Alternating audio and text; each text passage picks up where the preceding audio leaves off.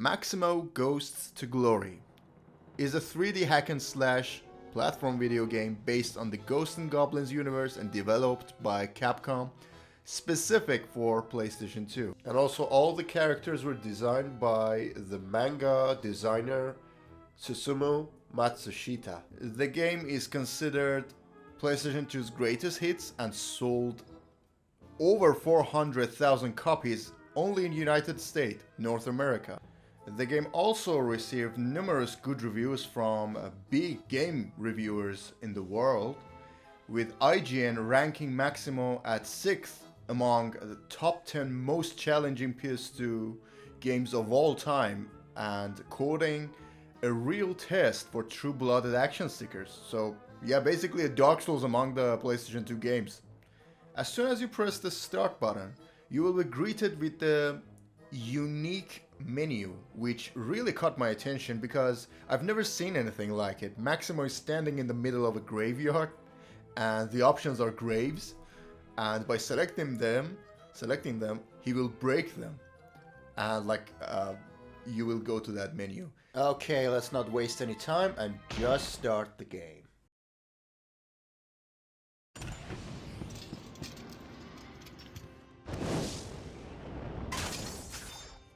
Wait.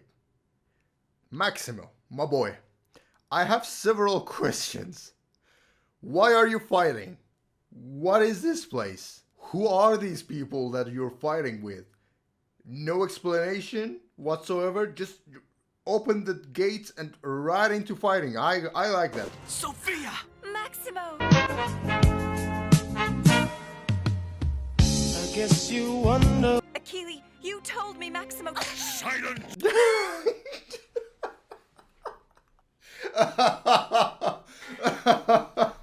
Achille, my boy, you gotta chill. That backhand was the best scene I've ever seen in any video game history. 10 out of 10. Good job, team. Look at his face, guys. Just look. He's so happy that he did that. He's so proud of himself. That's enough, Achille! You little fool! But again, my question is, who is Achilles? Who's Sophia? So basically, after committing many hate crimes over female characters and over Sophia, Achilles proceeds to send Maximo to the underworld, to the land of the dead, and we're greeted with this pure voice acting masterpiece. The voice actor didn't even try in this scene.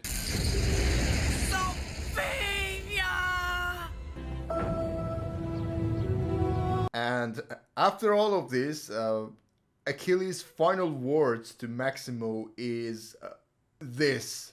Behold, my dark power!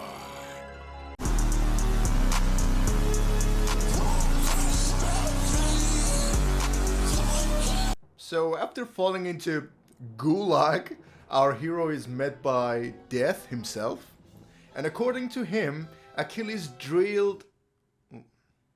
Wait, I didn't know that you just need to make a big drill and just drill into ground to get access to it. So anyways, according to our friend Death here, Achilles is trying to steal souls through that hole he made on the roof. And he needs Maximo to stop him. And in exchange, he will bring him back to the living world. And he will give him a coin which will keep him alive, according to Death. Like, another thing is, like, Maximo, again, after Death explaining it to him, again asked why Death is helping him. And yeah, like, this is a stupid question because Death already told you that there is a hole up there, Achilles is stealing my souls, using them. Yeah, writing is not the strongest suit of this game, but hey, he got good reviews, so probably gameplay will impress. It might sound weird, but this game is actually complicated, so before we go into my experience and walkthrough in the game, I'd like to talk about some basics, so let's cover them first very briefly. There are 5 stages in the game, and each stage has 4 levels. And the first level of each stage is an intro level to this stage, which, like, you defeat the previous boss or you start the game, you will immediately be introduced to the first level. You can't change anything, you can't change what type of level you want. The game will force you to play that first level. But other 3 levels are just, you can choose them in any order you want. But in order to get the boss room and make it available, you have to clear all 4 levels of each stage. There are also hidden places throughout each stage and level that may have gold, may have chests with loot like golds and other items that might pique your interest. Now let's talk about the main character. Maximo has a sword and shield. He has double jump, he has block, he can perform sword attacks obviously, and he has a crouch, which is pretty much useless except for some situations that is like the only way that you can like defeat that enemy or avoid taking damage. And also there's another feature that you can teabag your enemies. The shield has durability. If it runs out, it will break completely and you can't block anymore, which is very important. You always need that shield by your side. And in order to take it back, you need to kill an enemy or find it lying around the level to get back a shield. Also, you can kill enemies and get shield charges that will restore your shield's durability. Also, let's talk about the sword. The sword itself does not have any durability, but there are sword enchantments throughout the game that has charges, and also it will make you deal significantly more damage to the enemies. These are very important upgrades to your weapon because there are some enemies that are so hard to kill with your regular sword.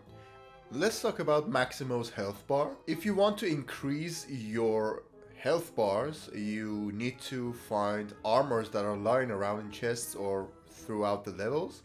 And if you want to heal, you have to find those green or red potions, again, lying around levels. And you can have up to maximum 3 bars of health with the full set of armor. But it's upgradable with an ability. I'm going to talk about the abilities soon. But the normal cap is 3. And what if you find the 4th piece of armor? Then it will give you a buff, which is you get invulnerable to any damage, except you fall and like die instantly. But no enemies can damage you for 20 seconds. And after that, it will run out. It's, in my opinion, kind of useless. So basically, you really, like, if you have full health and full armor, just don't bother, in my opinion, getting another armor. Now, what happens if you take damage and lose one of your health bars? You will permanently lose them unless you get another piece of armor. That way you can like get your health bar back. And a funny thing is your final health bar is Maximo without any armors on, so he's basically naked with only boxers up. This is so funny and also so sexy. Another funny thing is that you can't actually buy cosmetics for your boxers, and they are scattered throughout the levels and sometimes stages in those statue-like stuffs that you can buy them for a hefty price of gold just for cosmetics, so I do not recommend that. So let's talk about how death works in this game. You have 5 lives starting the game, and you can find more lives in the shape of hearts that are sometimes put in secret places inside chests, or you can just straight up buy them, or sometimes they are in some very difficult areas to get to. Once all of your lives runs out, then death comes in and takes a coin to bring you back to life. Remember that coin he gave you? That's where this coin can be spent. But here comes a very, very important question. If death really is dependent on us saving his realm from being empty from souls, why he gives me this look? It's like he's saying to me that you're so lucky that you gave me this coin, or your life would be mine, your soul would be mine. You can get the coins with collecting 50 fairies by breaking specific structures that are different in each stages. They are just according to the theme of that stage. But I just, for the ease, I'll call them graveyards, because in the first stage there are graveyards.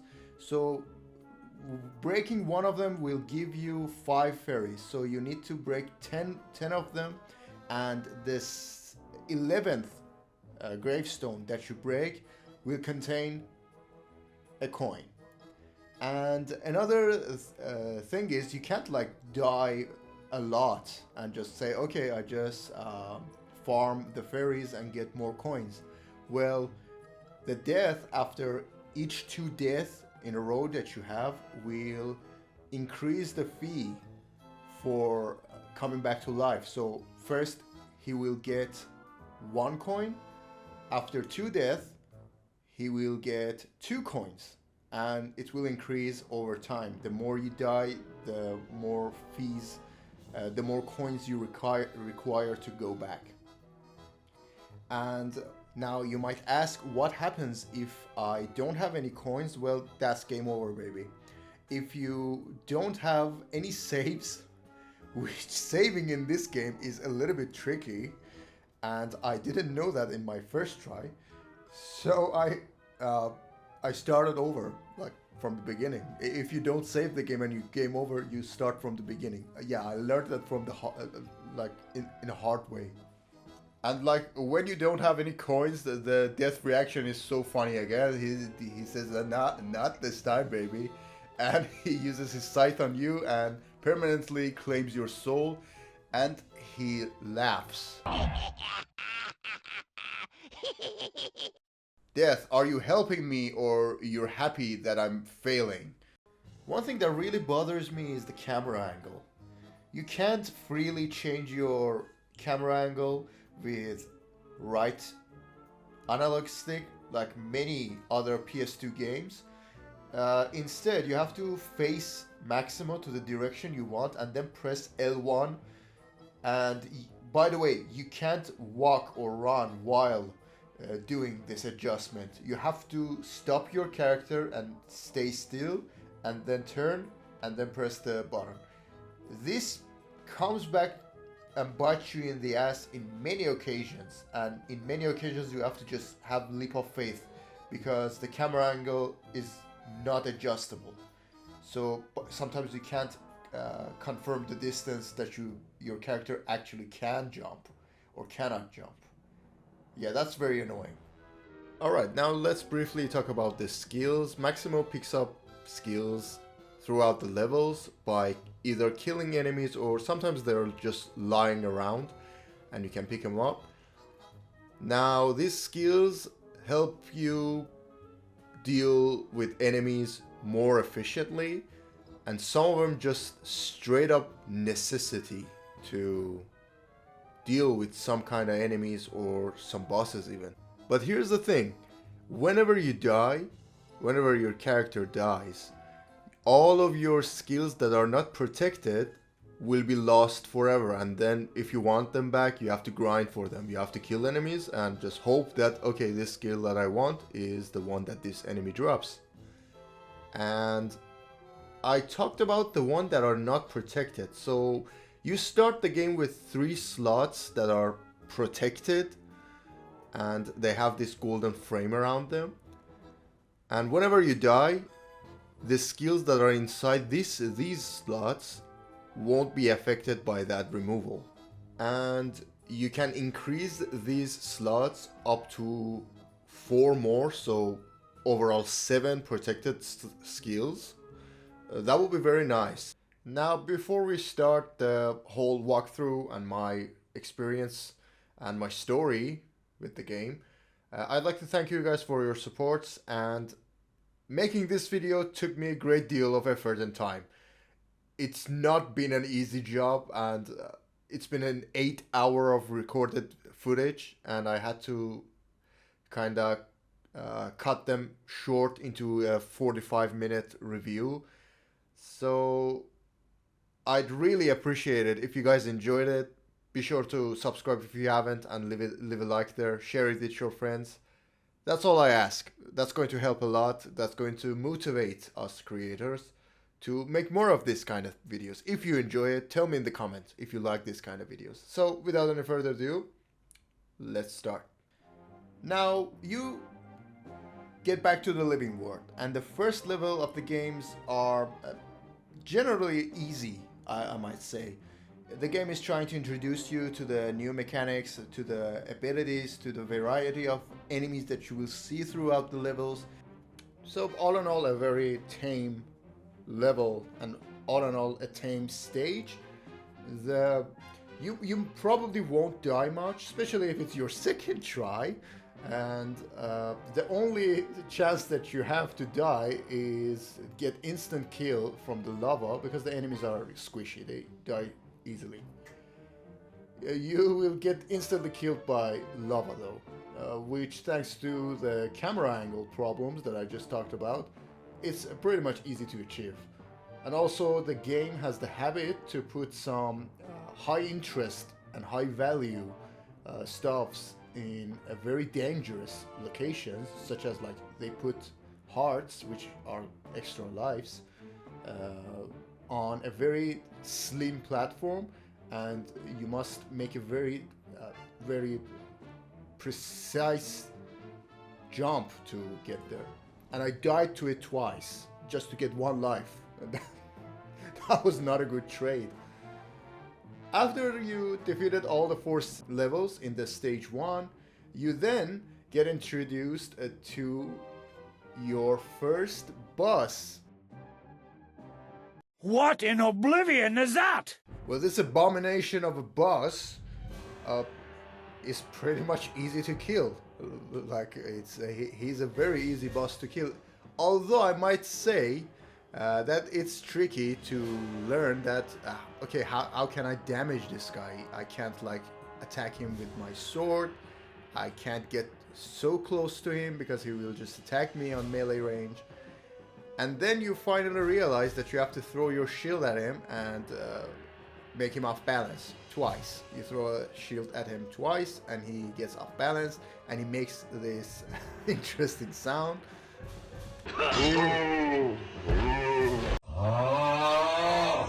Also, this guy has a statue of his father and mother. I respect that. They're ugly like him, but still he loves them. Now here's another complaint that I have.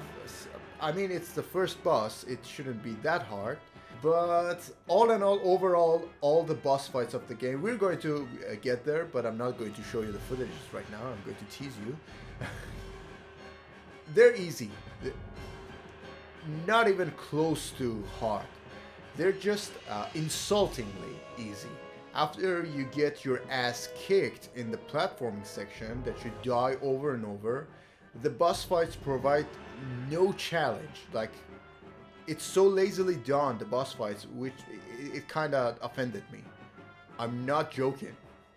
So after killing the boss, you then will rescue, oh holy moly, god damn. So you successfully rescued the first sorcerer, and she will then provide you with one of these 3 rewards that you have to choose between. First thing is you can save the game. Here's one method of saving your game. And another thing is you get a kiss from the sorcerers. And the third one is that you get armor from her. And being a very curious person that I am, I said, okay, I know what saving does, I know what armor does, I don't know what the kiss does. I took the kiss. She also, let's mention that, I told you guys before, after killing a boss, you will be granted another protected slot for your abilities. That's very important because now you can hold 4 abilities. And my stupid ass, because I didn't want to lose the kiss, I put the kiss into a protected slot. I thought it's going to have some effects in my game. It says Sorceress's Kiss. Am I a simp? I'm starting to question. Now you might ask Hollow, what are the uses of the kiss? And I'm not going to answer you that until we reach the end of the video. So stay tuned. After that, we get another cutscene where Achilles punishes his general because he failed to kill Maximo. And the punishment is rather intriguing. He makes him alive again and orders his soldiers to torture him to death. Yeah, not only the writers are bad at writing, they are certified psychopaths. Stage 2 gets mildly more challenging in terms of platforming, and you also get new variants of zombies that have these little piranhas attached to them, and when they shake themselves, they basically throw these piranhas at you and you take damage. And another new unique enemy that this map has is the zombified crocodiles, and they're pretty hard to kill. So I mean, the rewards are decent when you kill them successfully, but not always. So it's better to just ignore them. Oh, ignore them? What does it mean? Yes, in this game, you can basically ignore most of the enemies unless they are at the end of the level, which you have to kill them in order to destroy the crystal, because the crystal has a shield over it, and the shield will break only if you kill the enemies guarding it. So that's a good news for speedrunners, but it has a catch, which means you get most of your abilities by killing enemies, and by skipping them you are basically making yourself weaker for the boss fight or the next stage that needs or requires a specific kind of ability. Some boss fight even need those abilities. So yeah, I do not recommend skipping all of the enemies, but if one type of enemy is giving you so much trouble and you can't skip them, just skip them. Unless you want to make the game 100%, which one of the requirements is that each level needs to be done by you clearing all the enemies, and you have to kill them yourself. If you like throw them to the lava or something, that won't count as a kill. So after finishing all 4 levels, which again, it's semi-hard, it's not that hard, you won't die much, but the platforming is there. The platforming is much more riskier than the stage 1. But anyways, after that you get introduced to the second boss of the game, which is this weird looking guy which has a voodoo doll of you in his hand. And his type of attacks is that he makes you small and then tries to stomp you, which is hilarious, the way he tries to stomp you. And after that he splits into multiple illusions for some reason and runs away from you, and you have to be fast and try to kill all of them. And when you kill all of them, the final illusion that you attack will actually damage the guy. But if you fail, he will put a needle inside your doll and it deals massive damage to your character. He also has a range attack and summons minions, which are little tiny voodoo dolls, to attack you, but they're just one-shotted. You can just one-shot them. They're not that hard to defeat.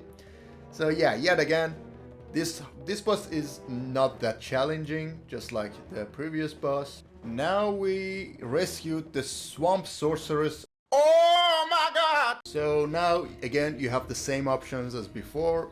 Either save the game, get armor, or the kiss. And obviously I took the kiss because that was unique. And like the description of the kiss abilities. Kind of tempting and encouraging the player to collect them because they say a reward will await you. So you try to find out what is the reward. Starting stage 3, and now the real challenge occurs. Ice mission. Yeah, if you guys played back in my time in the PS1 and PS2 era, you guys already know the ice missions in platformer games are the worst missions of all time because your character gets irresponsive, you can't control them really well, they're slippery, they can't jump that well, they don't have, like, if you build a momentum, it's hard to stop your character from going toward that direction, and all sorts of types that makes it like super annoying. It's just annoying, it's not even hard, it's just annoying. Enough of that, the game introduced you also with new types of enemies that some of them will stick to you until the end of the game. One of them is a bomber skeleton that can be only killed safely from the distance, so you need that shield throw to safely attack them, because if you get close to them and attack them, they will explode and they will deal massive damage. Like 2/3 of your health bar will disappear, and if you're low on one health bar, it will just break your armor or even kill you if you're on your last health bar.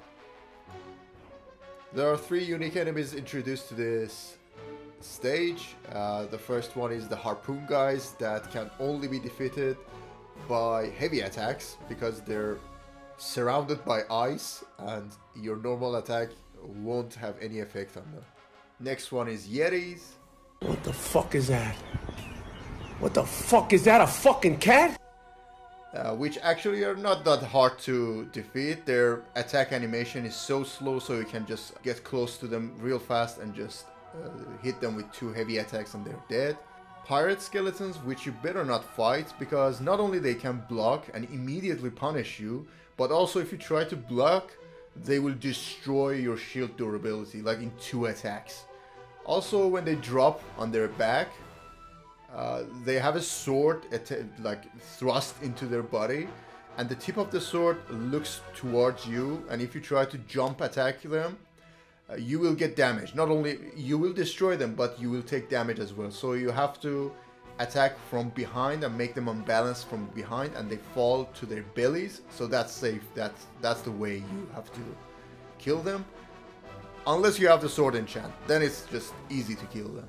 Other than that, the process is pretty much the same, but again, the platforming gets a little bit harder because of the ice effect. But it's just like the previous levels, and after finishing all those 4 levels, you then be introduced to the 3rd boss fight of the game. Now, the interesting part of this game is that every boss has a weak point that the game will not reveal it to you. You have to experiment in order to find it out, which is super nice. But yet again, when you find the weak point, it's just the easiest boss fight of your life, because you can just exploit that and easily kill the boss. And for this boss specifically, it took me a long time to actually find out how to deal damage to him, because he's invincible. You can attack him, but he won't take damage. The only way to take damage is that make him stuck his peg leg to those ventilation spots on the ground, and then you crouch and attack that peg leg. He has a spin attack, and he has a double attack that deals massive damage. Basically, if you get hit by his first attack, he has a follow-up attack with the anchor, and you get hit by both of them because you're still recovering from getting up. So yeah, that deals a lot of damage. And finally, if you get far from him, he tries to shoot you with 2 types of bullets. The fire bullet that deals damage to you, and the ice bullet that like freezes you for 5 seconds kinda, and he gets close to you and just attacks you with that anchor. deals lots of damage. Whenever he shoots you with his gun, he gives you this laugh and like mocks you for being such a noob.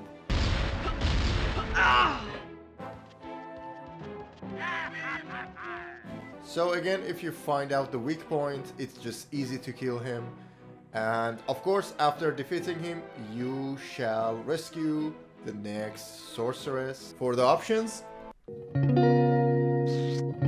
we are yet again blessed with another scene, which Maximo finds out that the final sorceress is actually dead. The Achilles sent her to the Gulag, the underworld.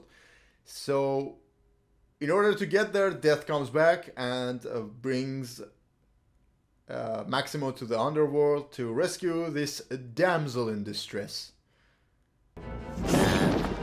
This may sting a bit. Sheriff, he's over here.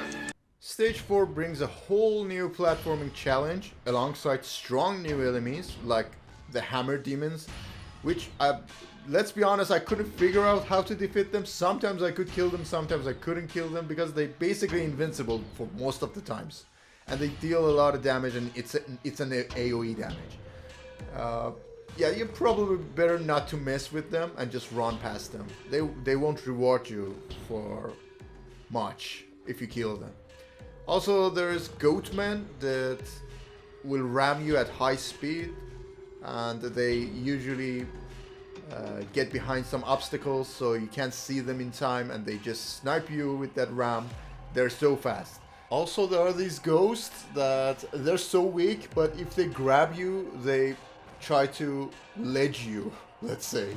Also, the fourth enemy's presence, that is camera angle, is stronger than ever to make these already hard platforming actions even harder to overcome. Also, I have to mention that these brain trampolines are absolutely disgusting. Brother, After painfully finishing the 4 levels of the stage, you then get introduced to the boss, and the boss is this. Come get some! I'm speechless. I have nothing to say. While he might look deceiving, this boss is actually very easy, just like other 3 bosses before. And the trick to him is that he has 2 types of attacks, basically 3 types, but the main 2 are his acid spit attack, which is easy to dodge, and then his fire breath, that as soon as you see as he finishes acid spit, he will immediately proceed to go to a fire breath attack. You have to run to the either sides of him to dodge that because it deals a lot of damage. And in order to damage him while he's busy doing the fire breath, you have to get behind and thrust that big sword. And finally you rescue the final sorceress, and as a reward, yep. And now the final stage, which is the Maximo's own castle, and he goes back to take back his birthright once and for all. And the final stage is the full test of your game knowledge, especially in combat. There are less platforming, in my opinion, at least to my eyes, in this stage, especially compared to stage 4 and stage 3. But the twist is that there are more enemies out there, and levels of full of gated doors that need keys in order to open them and to proceed to finish the level. And usually these keys are obtained by killing enemies that are around that area. So you can't just use the ignore the enemy strategy in this stage. You have to kill most of them. Not only that, you even need to preserve some keys for gates in the stage's main map as well. So be on lookout for those keys. Don't use them recklessly. It was in this stage that I got curious that what's this pool that is in all stages, like in each stage map you find this pool. And I soon realized that if you stand on this mark, you have to be precise. You have to exactly stand on this mark. It then will pop out an option that you can teleport to stages before the stages that you just unlocked. And also you can save your game. You just need to pay 100 gold for it. And yeah, this is the face of a man who just found out about saving at the end game stage. Yet again, you encounter some unique enemies. One is the Dark Knight that blocks your path, and you must defeat him in order to proceed to go further. And he's basically invincible to normal attacks. You have to throw your shield at him to make his armor crumble, and then jump and attack his head.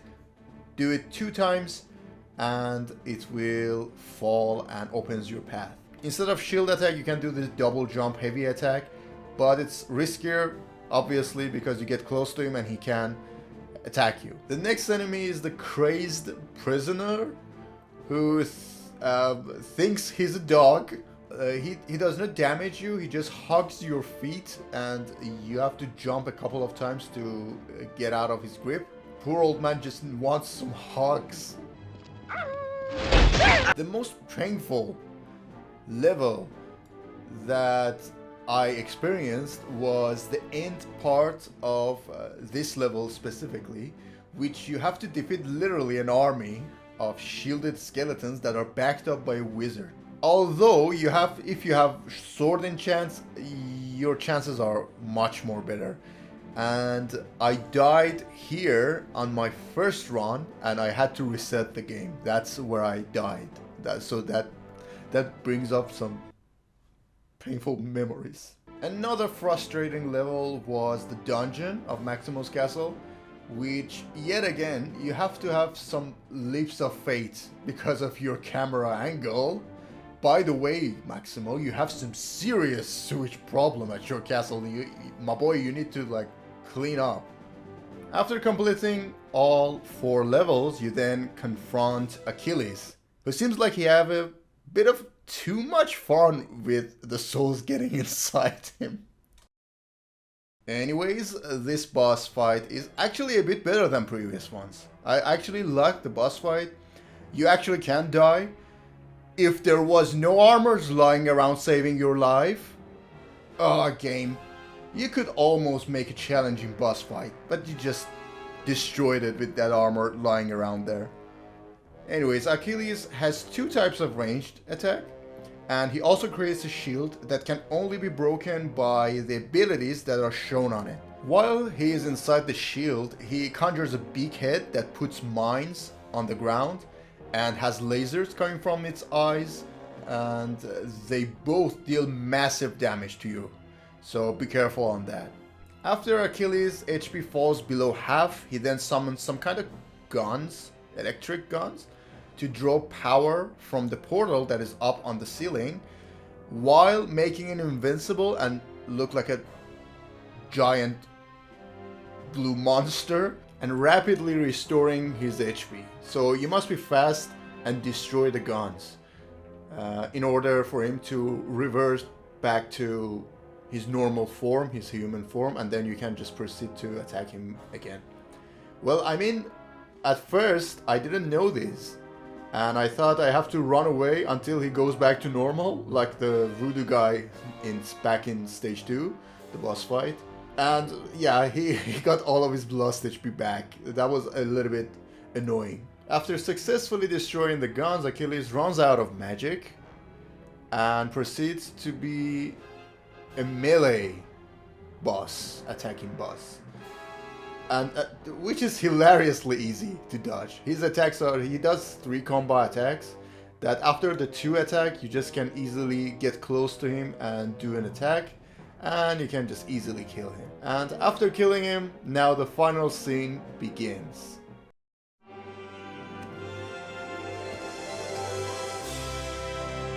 My dear Maximo. Sophia.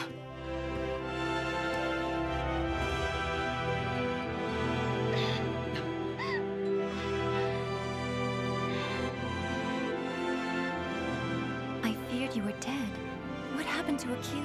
Gone. Excellent.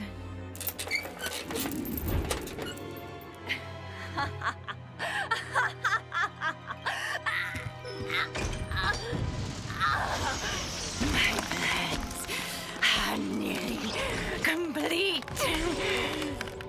Finally, his power transfers to me. And now, the only thing left is to devour you!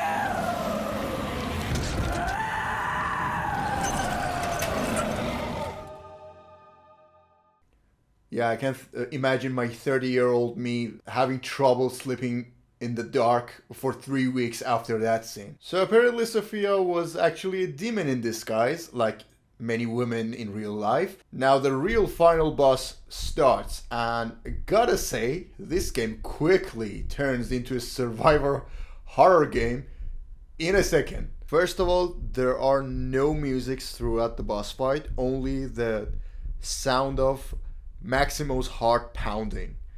And it's so stressful, everything is pitch black, and occasionally the lightning strikes and illuminates the room, and the monster always tries to flank you from behind. Just see a demo.